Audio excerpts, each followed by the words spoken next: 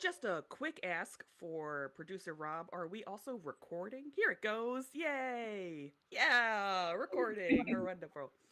Welcome to Booked All Night. We are thrilled to introduce someone brand new to the author scene, Molly Haniszewski. Their debut fantasy novel, Beyond the Border Forest, publishes in September of this year, and we are their very first interview. We are so honored. Thank you. Just to get us started, Molly, go ahead and tell our listeners about Beyond the Border Forest. So Beyond the Border Forest is a fairy tale retelling. It's a reimagining of Snow White and Rose Red, woven with the mythology of the Oak King and the Holly King.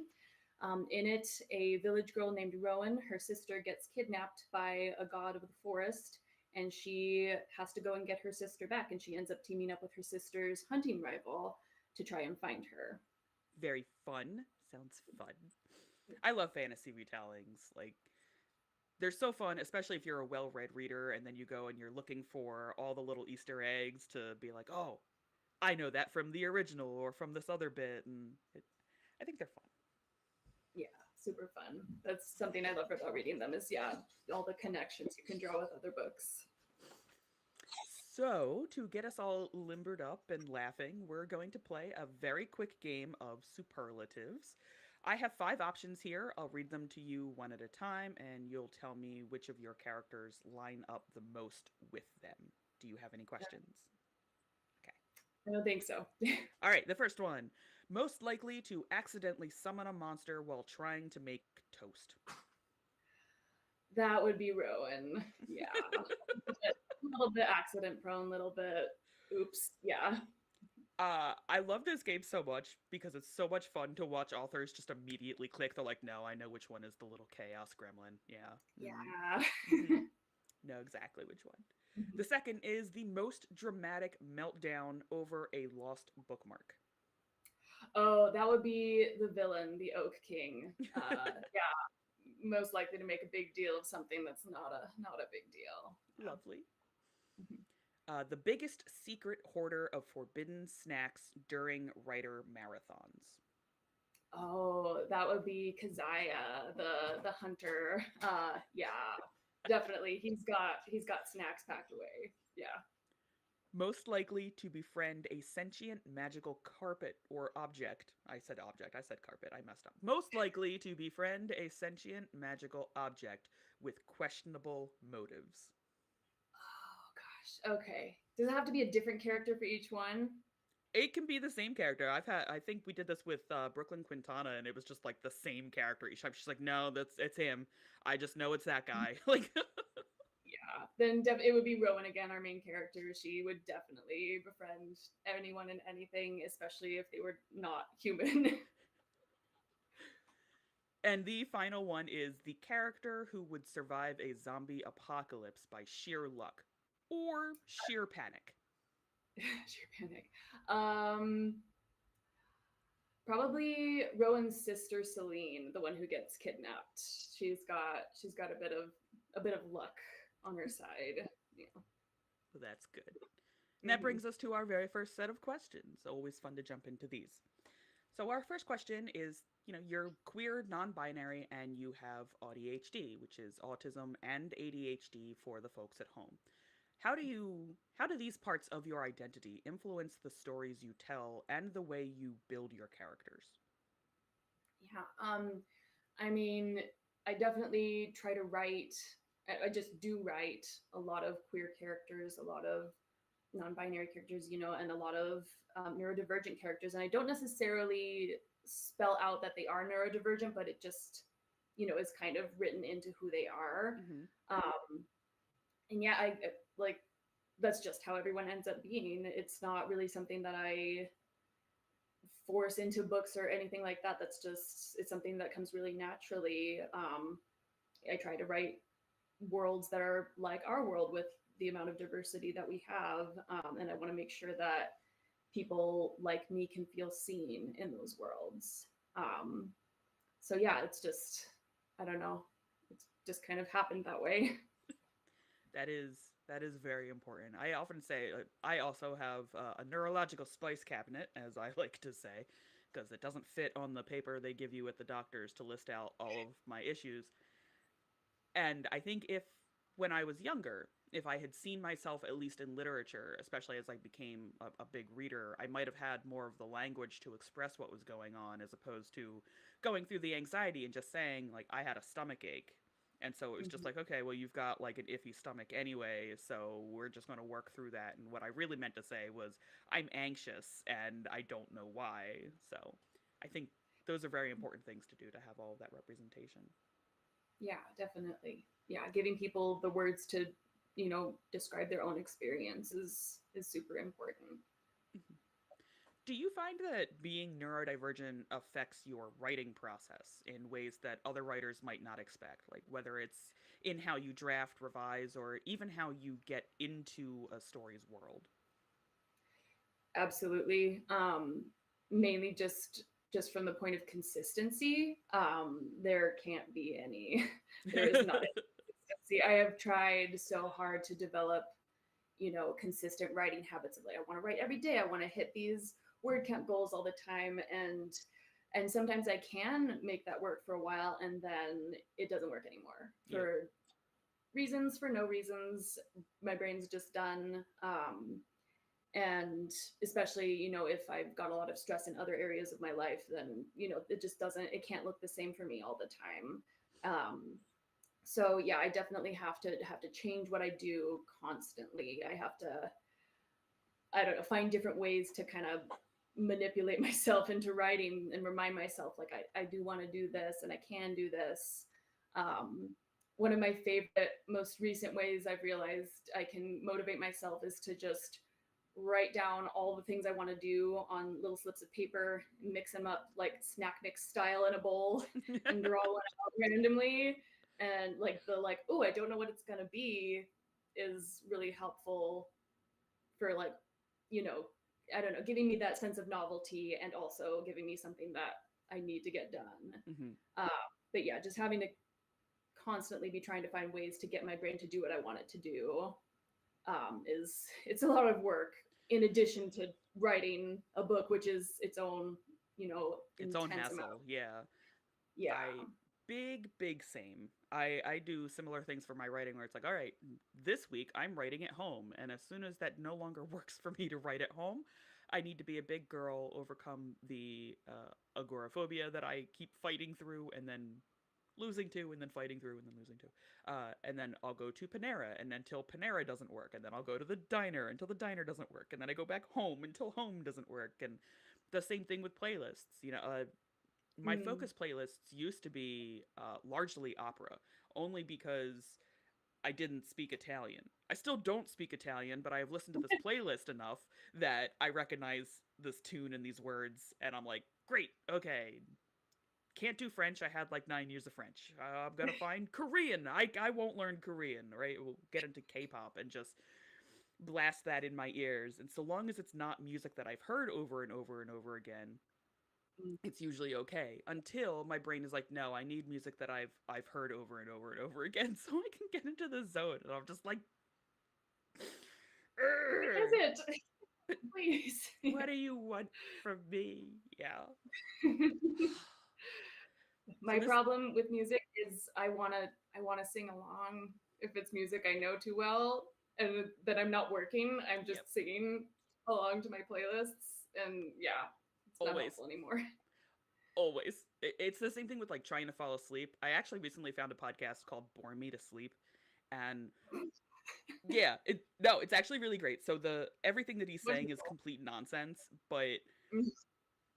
it's written with field jargon. So there's an episode Oh, that's like bore me to sleep music theory, bore me to sleep linear algebra, bore me to sleep Dostoevsky. And it's just absolute nonsense words where it's like the verisimilitude is very Dostoevsky because Dostoevsky is very true and verisimilitude. Like, but it's just the words. And it just keeps going like that, and you fall asleep to it. And it's been working for me so far. It's been working nice. for Yeah. me so far. But the other night I was like wide awake and I was finally listening to it. I'm like, what the hell is what?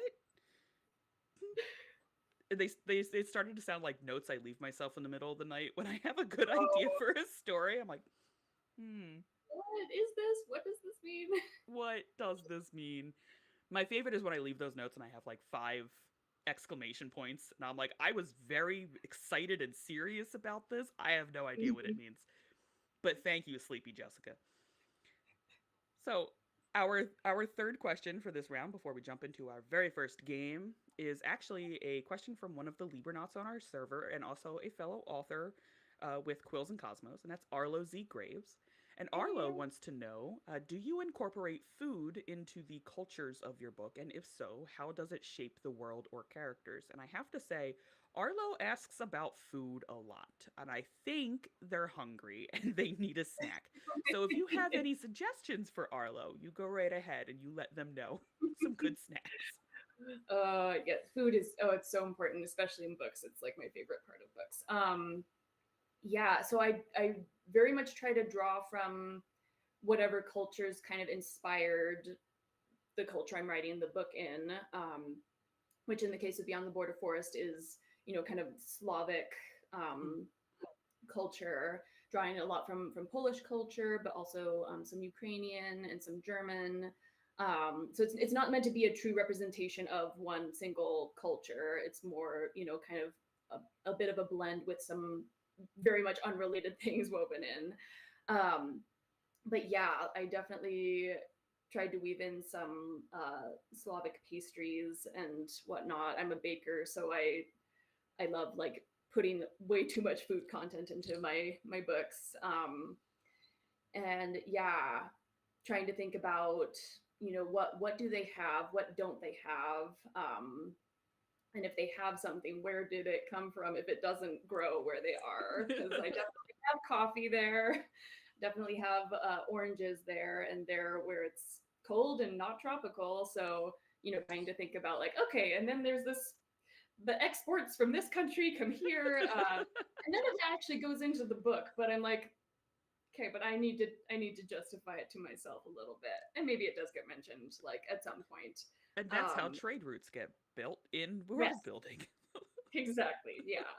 Yeah, but it's fun trying to be like, okay, can they have coffee or should I just not? But they have to have coffee. I can't write a book without coffee. It's got to be there. Both because the book can't have coffee and because I can't do anything without coffee. The book, there must be coffee. Yes. If the book only got written because I had access to coffee, then it needs a guest appearance. Yeah. So that actually brings us up to the very first game of the podcast, which will be Never Have I Ever Spoiled My Own Book. So Never Have I Ever Spoiled My Own Book follows the standard Never Have I Ever rules of the game. I have 10 writerly, readerly, stereotypical things to do here. If you have done over 5 of them, 5 or more, you have to spoil something from beyond the first act of Beyond the Border Forest. However, I am incredibly petty when I put these games together, and I'm not above doing things like never have I ever written a book called Beyond the Border Forest. So, do you have any questions? No, I don't have any questions, though I'm yeah, may mix up where something falls in the book, just because that's my game, but I'll do my best. Okay. Number 1. Never have I ever been a debut author. I told you, I was petty. Right. I'm incredibly petty about this one. Gotcha. Never have I ever written a book titled Beyond the Border Forest. I should have seen that one coming. Yeah, I did warn you. I don't put this one into everyone, but I do it every time. Never have I ever baked a pie. 3. I'm baking a pie today. Oh boy. Never have I ever accidentally spoiled a plot twist on social media. Nope, never. No, good. I have. Okay. Like a friend of mine's like, oh, it's so sad. And I'll be like, oh, did you get to this part? They're like, what happens there? I'm like, nothing. No. Nothing at all. Forget I said anything. Delete my comment. Never have I ever cried while writing a difficult scene. Ooh, 4. Many times, yeah. Never have I ever stayed up all night revising. Never all night. No. I have never stayed up all night ever. That's a lie, actually. My first date with my husband, I stayed up all night. We Oh. were talking in a parking lot. So romantic. Yeah. Never have I ever had to rewrite an entire chapter. Oh, Oh, five. We're hitting five. Never have I ever fallen in love with a minor character. nah, not No. really. Well, it depends on what you mean by falling in love with. If you're just like, oh, they're an awesome character. I But would if you're say like, like that bookish fangirl love where we're like, he's my baby and I love him and nothing bad can ever happen to him or her or them.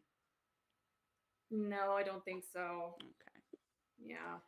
Never have I ever made a playlist to write by. Mm. And never have I ever doodled my characters during a meeting. No, I haven't. Ooh. Yeah, I kind of stopped doodling after like junior high and just never got back into it. I doodle all the Which I time. used to be very into it, but yeah, I just kind of at some point was like, well, I'm not a good enough artist to do this anymore, and just stopped. And I wish I hadn't, but yeah, So that is 7 out of 10. You are definitely in have to spoil something. It can be anything you want. You can be as vague about it as you want, but it must be from beyond Act 1. beyond Act One. Oh man. Okay. Okay. Uh, there is a griffin. You had me at Griffin. Go on. A Griffin. Okay. How much more do I need to say about the griffin? What is his name and when will he be left alone so that I can have a Griffin? The griffin is never named, but they work as one of the minions of the Oak King, and they help capture somebody. Okay. Mhm. A helpful kidnapping Griffin. Yeah. Okay. I'll take it. Okay. Which brings us back to the rest of the questions. Well, another round of questions, not the rest of them.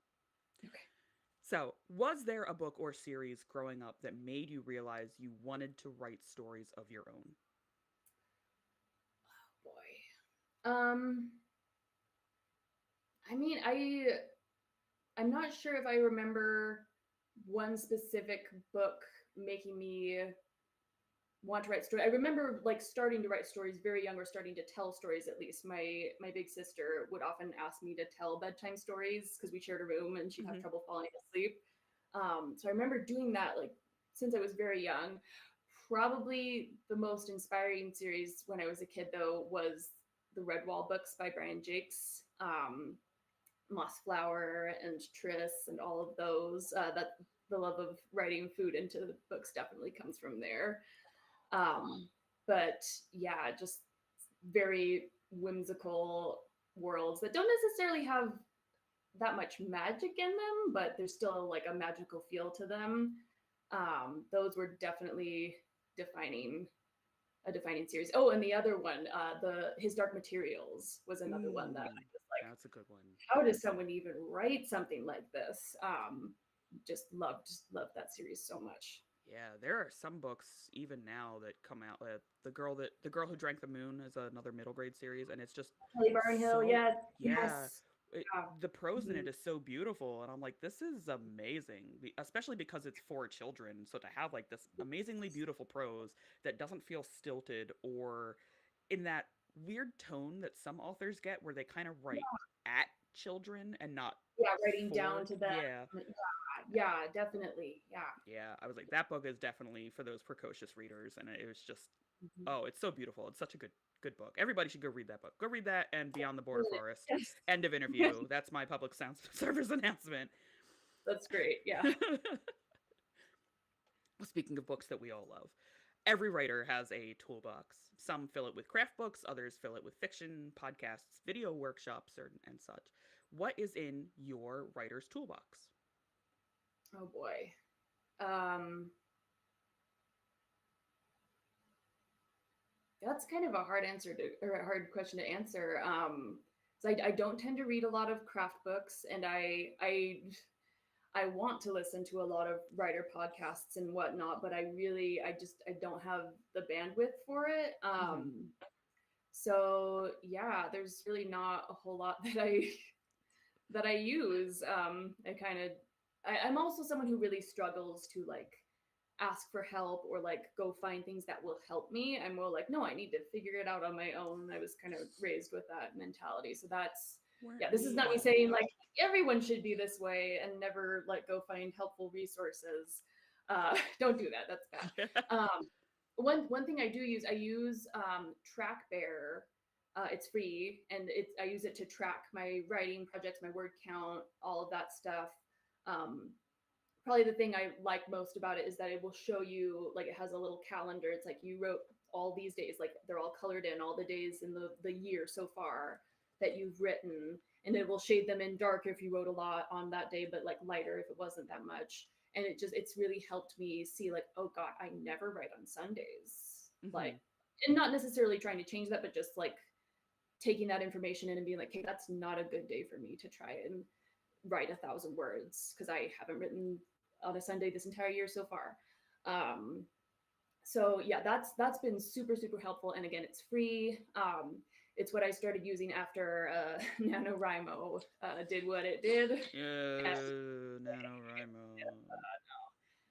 but it's a much more useful site than their word tracking, their stuff that they had. So definitely recommend looking into that if you're looking for something free and pretty easy to use. Because yeah, I needed to track my projects. If I didn't, like, just I would be like, I haven't accomplished anything, and I have no idea what I was writing a month ago. And this helps me keep track of it better. Yeah. I Mhm. use one a similar site. It's called Pacemaker Press, and Oh, yeah, what I really enjoy about it is when you put your deadline in at the end, it'll tell you how many words a day you need to do to hit mm, that, and you can also take days off of it. So it's like I know that I'm never writing on Tuesday, Thursday, or Saturday because Tuesdays is game night, and I want to save any brain power I have for beating Rob at board games. And Thursday night we record the podcast, and I need to save my brain activity for critical thinking. And Saturdays I reserve for interviews, so I don't want to do anything on those days. And so it'll recalculate how many I need to write if my writing schedule is only Monday, Wednesday, Friday. it's handy. Yeah, I Yeah. may have to look into that one. And the best part is you can keep recalculating it. So if you're like, you know what, I want to move my deadline up because I'm a masochist, it'll help you see that better, and you can view it in like a chart format, a graph format. So it's just like you wrote this many and then this many, and then you dropped off for 4 months like you tend to do, and then you wrote this many and this many. And it's weird because my anxiety does not love that, but the ADHD loves it. And to have that, like, that number there and to be like, okay, so I can focus on Mondays. Okay, cool. Yeah. Mhm. And then never again on Monday because it only works for like a week at a time. Uh, the last question of this section is on the flip side, as we talk about stuff that we like to use for writing. Is there something that bothers you in other published works? And you don't have to name any titles or authors, but what have you read that really sets your teeth on edge? Hmm. Is it like specific things from a genre or It could be overall? anything. Mine recently is the Lost Princess trope, and if I never read that again, it'll be too soon. Yeah, I gotcha. Yeah.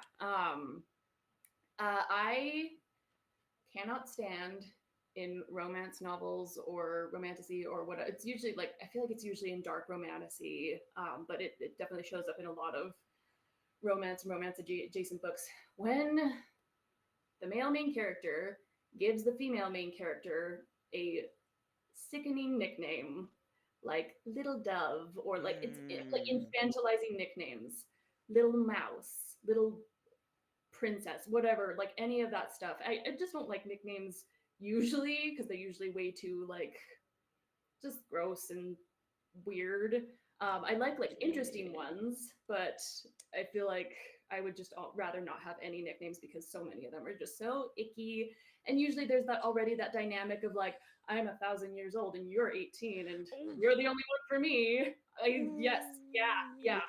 hate that. The Podcast Connection, which is a group of podcasters that specifically do book podcasts. It's Book Podcast Connection. We recently did a bunch of hot takes. I saw it. My very first one was I cannot stand immortals and teenagers. It's gross.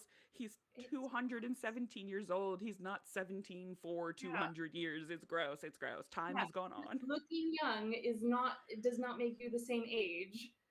It's so gross. It's yeah. Yeah, I don't it's like gross. It's gross and I hate it. it. This week on Booked All Night, Jessica goes on a rant about all the tropes and things she can't stand in literature to make you question whether or not Jessica actually likes books. That brings us to game number 3, the final game of the podcast. And we have a queer fantasy spelling bee. Oh boy. Okay. And by queer fantasy, I mean, I realized I didn't put any queer words on this. So this is actually just a fantasy spelling bee. Oh. Go, Jessica. Thank you, past Jessica. So the standard spelling bee rules. I will give you a word. You can ask for a definition, and you can ask for it to be used in a sentence. Okay. We're going to keep track of how many you can spell. Some of them I have acceptable secondary spellings just because it's fantasy and we all like to spell things however we want to spell things, to be fair. So the first one is fairy. Okay. Faery? That is one of the acceptable spellings. I It's also my preferred have spelling, but yeah. yeah, I also have Faerie and Fairy. So that was one of the ones I was like, we spell this like 9 different ways in fantasy anymore. Many. Enchanter. Enchanter. Yes. Luminous. Luminous. Yes. Worm. Wyrm. Yep. Celestial. Celestial. Yes. Quester. Quester. Yes. Sylph. Sylph. Yes. There was a question mark at the end of that one. Like possibly. Amulet. Amulet. Yes. Nexus. Nexus. And verdant. Verdant. Yes. You got 10 out of 10. I gotta say, no one has ever actually gotten all 10 out of 10. I almost won a spelling bee as a child, but then someone like contested their kid being taken out and reset us, and then I got third. So now I've reclaimed that title. Which brings us to the unhinged portion of the interview, where I just ask a bunch of nonsense. Where I just kind of pull them out of a hat, or I just put in really weird questions. So the first one of that is, if your main character had to babysit a creature made entirely of sentient glitter and spite for 24 hours, how would that go? It would probably go okay. The creature would be fine. Rowan would probably be a hot mess by the end of it, be covered in glitter and just all in disarray. Her hair would be out of its braids and all that. She'd be exhausted, but she would have done the job. She would have accomplished it. Well, maybe not, but it would be done. Which of your characters is most likely to accidentally summon something from another dimension while trying to make midnight snacks? Keziah, yeah. Yeah, he would. And if your book had a cursed bonus chapter that only unlocks when the reader eats 3 marshmallows and yells a secret phrase, what would happen in it? Who would immediately regret it? And what is the secret phrase? And how disappointed is producer Rob right now? Look at him holding his eyebrows. Oh boy. So the chapter is cursed? The chapter is cursed. Like what's in it is like, oh god, or like getting access to it is, sorry, I'm just trying to that is up to you how that Okay. works. Yeah. Oh boy. What was the first question? Okay. It's a long one. I'll give you that. So if your book is Yeah. cursed and has a cursed bonus chapter that only unlocks when the reader eats 3 marshmallows and yells a secret phrase, what happens in the cursed chapter? Okay. What happens to, I'm going to say what happens to the reader because I don't need who immediately regrets it. But Yeah. what happens to the reader and what is the secret phrase? Okay. Well, what happens in the chapter, it would be a special chapter that is completely from the point of view of Svagnum the Moss Man, who is a character who shows up in the book. He's very creepy. And what would happen to the reader is they would be sucked into the book and have to spend that whole chapter with him in all his creepy, mossy wonder. And the phrase, oh goodness. All the words I've ever known have just phrase would be something like, I'll burn the moss. I'll burn That's the what, moss. yeah. So you heard it here first, folks. Finish the book, eat 3 marshmallows, spin around once, and say, eat the moss. So our final official question that we ask of all of our guests, is there anyone you would like to thank today or give a shout out to? Anyone from fellow authors, agents, editors, writing friends, or beta readers? Yes, so many people. First and foremost, my publisher Megan at Quills and Cosmos. Just the amount of work she's done on the book is just, yeah, so much. It's such a strong book thanks to her help with edits and everything, and yeah, just cannot say enough good things about her. And also, a huge shout out to my fellow Quills and Cosmos authors. They're all so supportive. It's such a great community of writers. Yeah, I'm just so grateful for their friendship. Also so grateful to all my friends on Bookstagram who've been, helping to promote the book and, saying that they'll read it. That has been just the best thing in the world. And then, thank you to my friends and my family who've also been doing that for many more years, even before I had a book deal. Just, yeah, all the support has really made it possible for this to happen and made it so that I didn't give up. Lovely. I love to hear all of that. Support your writing friends, everybody. So, Molly, thank you so much for joining us today and for surviving your first interview with us. And also for letting us throw cursed snacks and glitters and creature your way. We are very excited for your debut to hit the shelves later this year in the fall, right? It comes out September. Is there a specific day? I think the last I saw was just September 2025. September 30th. And then we are doing a Kickstarter next month for some special edition hardcovers. Yeah, so, and then the ebook is available for pre-order right now. Lovely. Get on that, everybody watching, everybody listening. So for everyone listening, go follow Molly on Instagram at Into the Bookish Wild. That is into_the_bookish_wild. And Threads at Molly Should Be Writing. Again, all broken up with underscores. And keep your marshmallows close. You never know when you'll need them. Keep an eye out for the final chapter games starting at the end of October this year. Your favorite authors versus your favorite podcasters. Lots of bookish games.